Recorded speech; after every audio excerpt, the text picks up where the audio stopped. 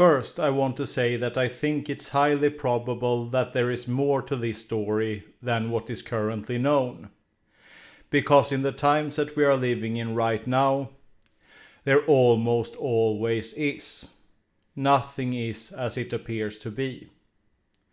But be that as it may, that does not affect what I'm going to talk about today. Because this has not anything to do with the actual situation, what motivated it and how it took place. This is about the climate in which it arose, and it is about the responses to it that came afterwards. Because I am not here to judge or condemn anyone.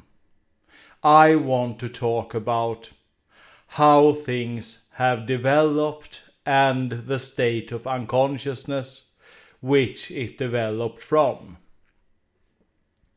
Now I know this video came out a little late and I actually made a recording before this video, but I realized that I wanted to have my perspective as clear as possible before I hit the record button. Because I think this is a problem in itself that was part of the reason as to why this took place and why people responded the way they did. The knee-jerk reactions that our current culture, our current cultural climate give rise to. And how we feel this urge to have a response as soon as possible without taking the time to actually think about what we truly think about the matter and how we are supposed to respond if we want the best outcomes possible.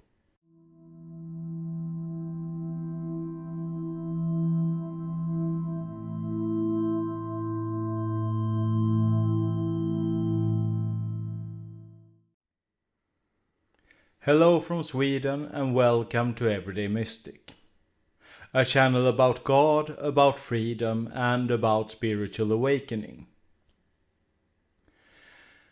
So, what I'm going to talk about today is actually how we've allowed a very toxic climate to grow out of our collective experience, to grow out of our culture. Because this event that took place has unearthed so much that isn't directly about Charlie Kirk.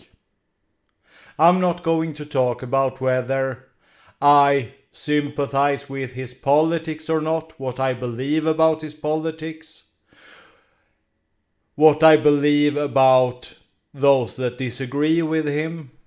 That is not what this video is about. It's about how we have allowed politics to turn us into enemies. And I'm not naive about this. I know that the state that we have enjoyed in many countries for maybe a few centuries is not the norm, is the exception. Political violence has been with us since the dawn of recorded history. But what I believe about the times that we are living in right now is actually that we are about to be forced to confront this. To be forced to look at what we have just allowed to grow unconsciously and ask ourselves the question, do we really as a collective want this? Do we as a collective want to turn each other into enemies over political differences? Do you really believe that the neighbor that has a different political opinion, that has a different worldview to you, is actually evil because of it? No, I think that most people want the same things. They want the freedom to pursue what they are passionate about. They want to have their basic needs such as food and shelter and so on taken care of. They want to be able to have the freedom to spend time with their loved ones and so on. These are basic human things that we all want. But we have different beliefs about what it takes to create a world that will lead to the best possible potential for realizing these things. But something has grown toxic over the past few years.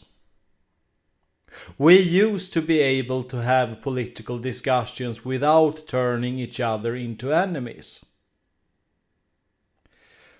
And I want you to actually take a step back and look at this. Look at the reality that we are living in that is creating this. Look at whether it's actually conscious or unconscious decisions that are leading up to this. Look at the knee-jerk reactions to disagreements. And also ask yourself, is this truly leading to a situation that I want? Because this is an important question. Are my choices contributing to a world that I want to live in? For example, do you think that what Tyler Robinson did, if it even was him, I think the evidence are clearly pointing to that, and I'm not going to go into detail whether there can be other circumstances that might point into another direction or not. That is not the point of this. But this event, do you truly think that it will lead to the consequences that he hoped for? Was he even thinking about the consequences that it was going to lead to? So I think that it's time to have a conversation about how we look at each other, how we treat each other, and what kind of world we truly want to live in. And I have a feeling that if anything good is going to come out of this event, it's this. That we are actually going to, many of us, I believe, maybe first there is a knee-jerk reaction, but then many of us are going to take a step back and ask ourselves, is the politics really something to turn each other into enemies over? Should we really at all continue to feed into the left and right-wing paradigm? I say no to this. I say that this right-left wing paradigm is divide and conquer tactics. It is in essence an illusion that keeps us separated when what we really need is more unity. Because if you're not new to this channel, you know that what I am promoting is that all essentially is one. When you hurt another person, you are really hurting a part of yourself. And we live in this whole confused mess because of this separation, this illusion of separation that we are experiencing right now. When we start to become a little clearer about the conditions that we are living under, when we start to truly reflect on where our choices actually are leading us, we are going to start on a whole new path.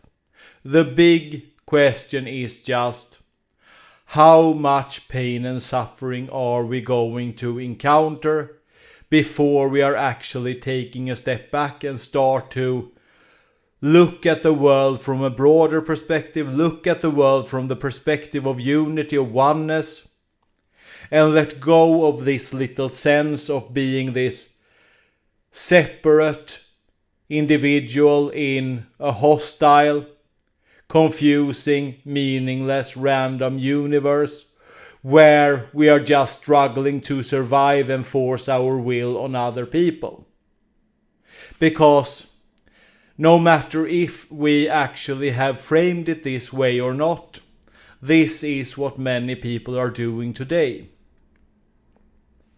And I actually want to talk a little bit about my personal journey with this. Because, you see, about a little more than 10 years ago, I myself got caught up in the culture wars. I did not end up completely on one side or the other, but let's just say that I was not on the woke progressive side. I was more on the other side. But as I said, I was not completely immersed in the right left-wing paradigm, but I was actually running a small YouTube channel, and I'm actually glad today that this channel did not gain any real traction, because I would not want to be part of feeding into this antagonism between left and right and so on. As I said, I am thoroughly convinced that this is just another one of those illusions that we project upon reality that is keeping us separate when we want unity. So, I got caught up in this. And honestly, I can look back at it and see now that a lot of my progression when it came to how I looked at the world, how I looked at other people, how I treated other people, because I really prided myself on like destroying other people in arguments and so on, and now I see the nonsense of this. And I can tell you I had a lot of unlearning to do in quite a short time when I started to truly wake up from this. And when I started to see through the illusion of this. But I also have a story to share, and I will actually make a separate video about this in the future. Because I think it's important when you have gotten out of something that you take what you learned from it with you and try to communicate it in as good way as possible to other people, to maybe help other people to see these things a little bit more clearly as well. And what I saw firsthand, because I was into all of this, was this vilification, demonization, black and white thinking, tribalism, all that we see in the world today. And I believe that this is one of the biggest illusions that we need to start seeing through. We need to start getting another message through.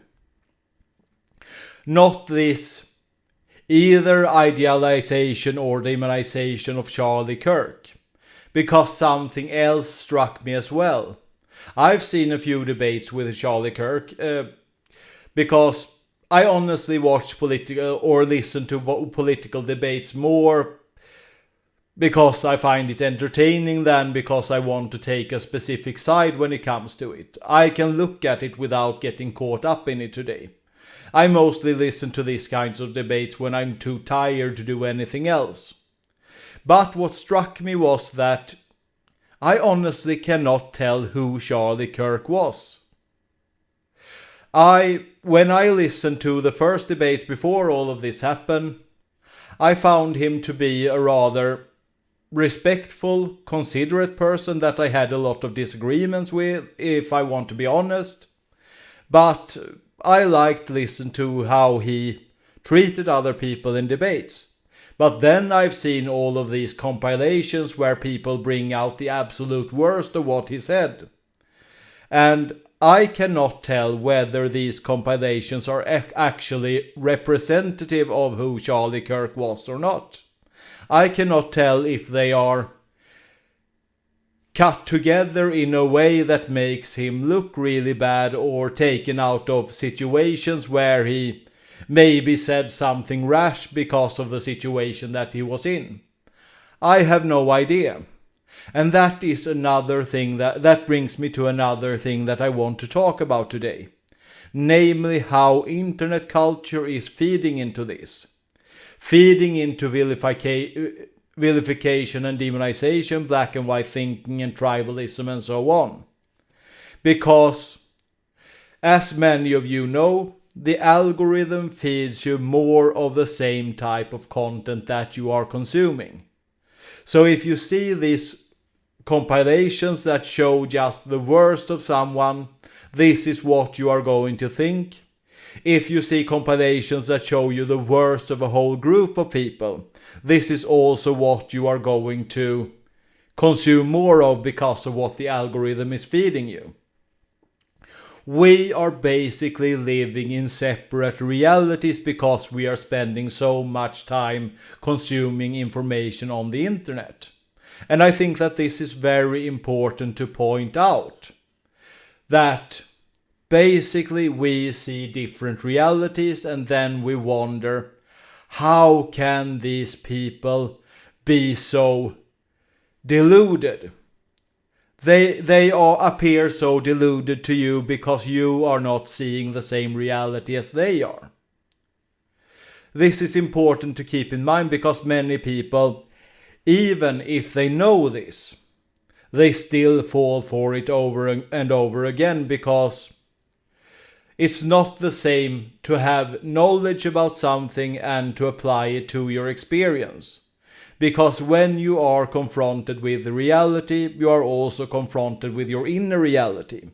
That to a large extent is built up of knee-jerk reactions. You see something and you think that, oh, this must be representative of how reality really is.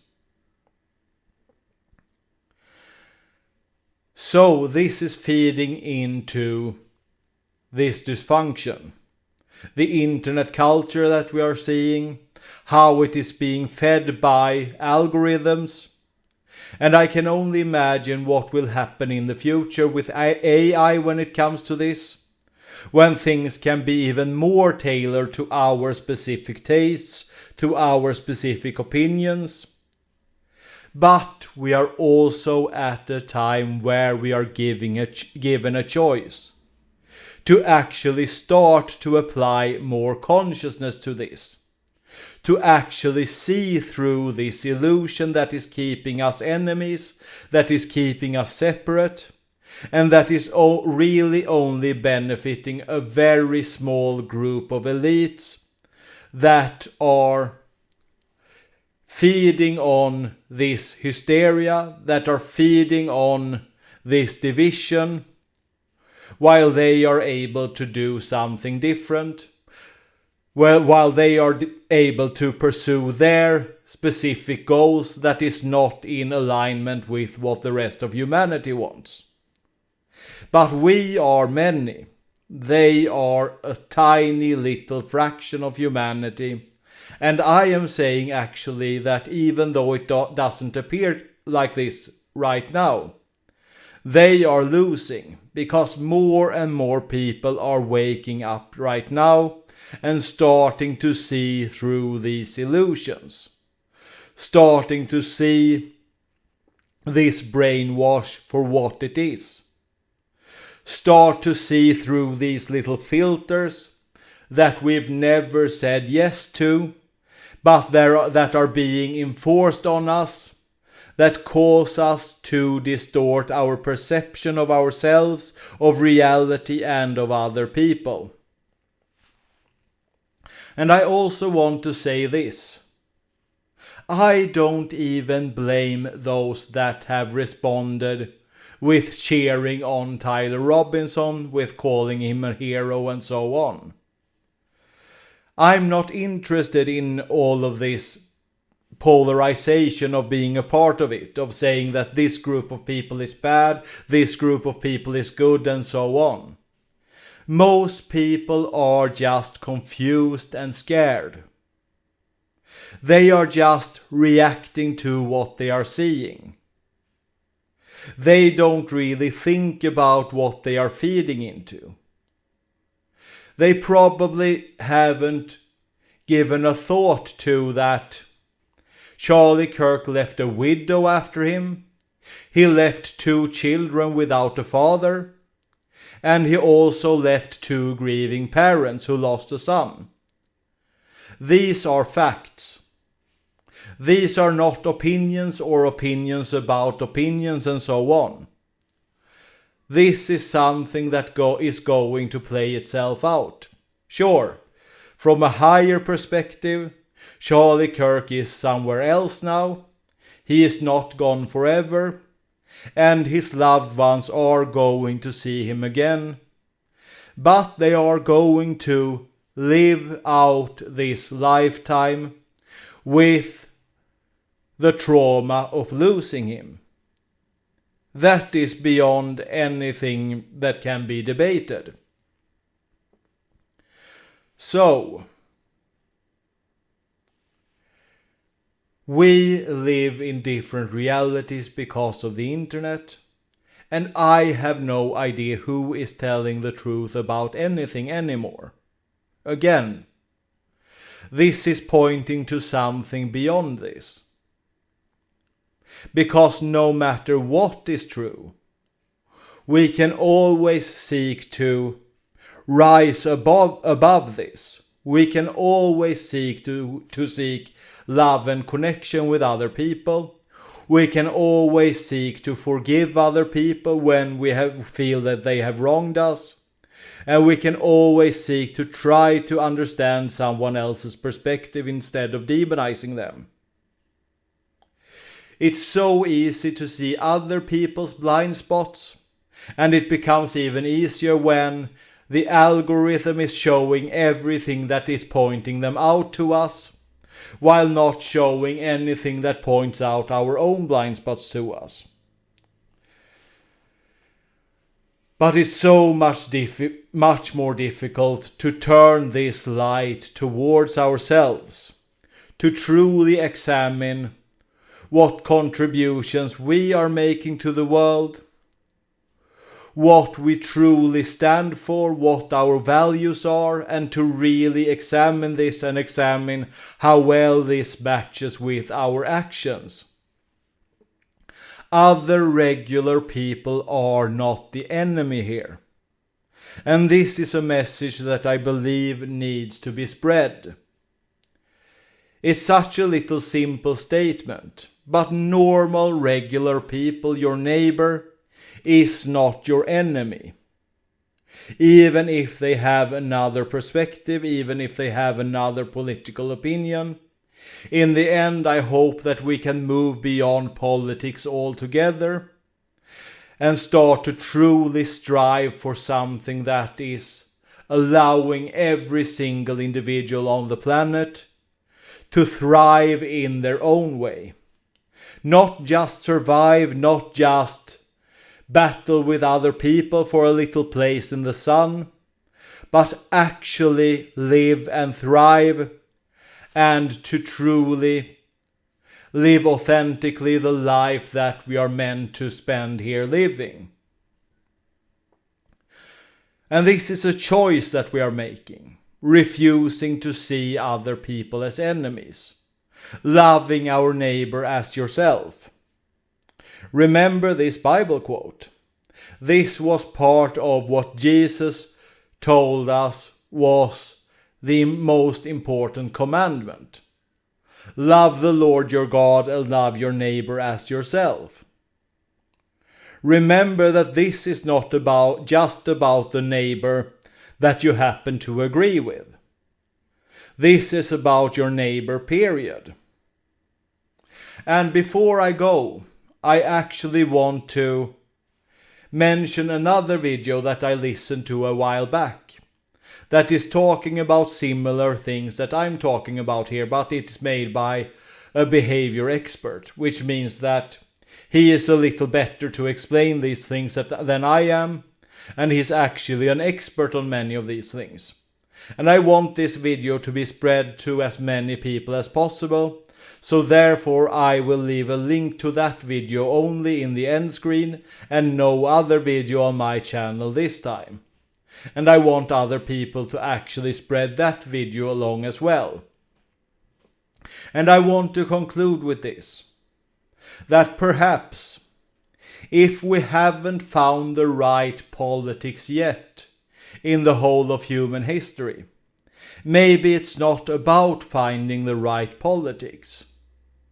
Maybe it is what I have tried to put forward in this video instead, of looking inwards instead of pointing fingers at others, of actually getting to know ourselves, understand who we are and what motivates us to seek out the things that we are seeking out, what motivates our convictions, what our values are, and then look to other people and really try to cultivate connection and compassion. I am honestly not always perfect at this, very far from it. I still have to watch myself, watch my judgment, watch how I look at other people, watch what I say to other people. But I do my best to actually catch myself. I do my best to not feed into this negativity that is so easy to get caught up, but instead seek love and connection always, even when it's not easy. And that is where we are going to end today. If you like this video, leave a like, leave a comment and share the video on social media and other places. I cannot say this for sure, but I am having a feeling that this video might not be what the algorithm favors.